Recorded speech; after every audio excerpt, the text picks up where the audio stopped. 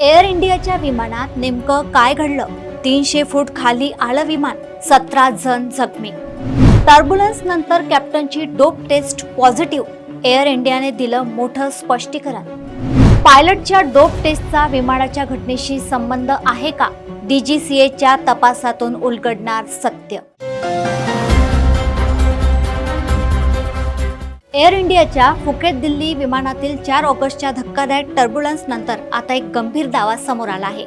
Flight AI2379च्या कॅप्टनची उड्डाणानंतर करण्यात आलेली dope taste positive असल्याचा वृत्त आहे. मात्र एअर इंडियाने अद्याप या निकालाची पुष्टी किंवा खंडन केलेले नाही. त्यामुळे विमान अचानक 300 फूट खाली येण्यामागे पायलटच्या कथित नशेचा संबंध होता का, याबाबत सध्या कोणताही निष्कर्ष काढता येणार नाही. या घटनेची DGCA कडून चौकशी सुरू आहे. 4 ऑगस्ट रोजी फुकेतहून दिल्लीला येणाऱ्या AI2379 विमानाला उड्डाणादरम्यान सुमारे 4 ते 5 मिनिटे तीव्र टर्ब्युलन्सचा सामना करावा लागला. अचानक विमानाची उंची सुमारे 300 फुटांनी कमी झाली. विमानात 137 प्रवासी आणि 8 कर्मचारी होते. या घटनेत प्रवासी आणि कर्मचारी जखमी झाले. दिल्लीला विमान उतरवल्यानंतर नियमानुसार क्रूची डोप टेस्ट करण्यात आली. त्यात कॅप्टनची चाचणी पॉझिटिव्ह आल्याचा दावा करण्यात आला.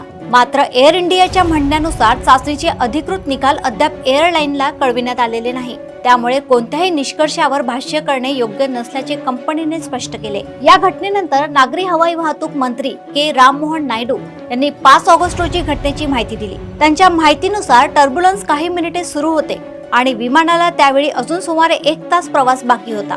या काळात प्रवाशांना मदत करणाऱ्या कर्मचाऱ्यांचे त्यांनी कौतुक केले. मंत्री के राममोहन नायडू यांच्या माहितीनुसार अचानक झालेल्या वातावरणीय अस्थिरतेमुळे विमान सुमारे 300 फूट खाली आले आणि किमान 17 जण जखमी झाले. त्यात 4 कर्मचारी होते. 2 कर्मचाऱ्यांना पाठीच्या खालच्या भागात आणि मानेला दुखापत झाल्याने डॉक्टरांनी विश्रांतीचा सल्ला दिला.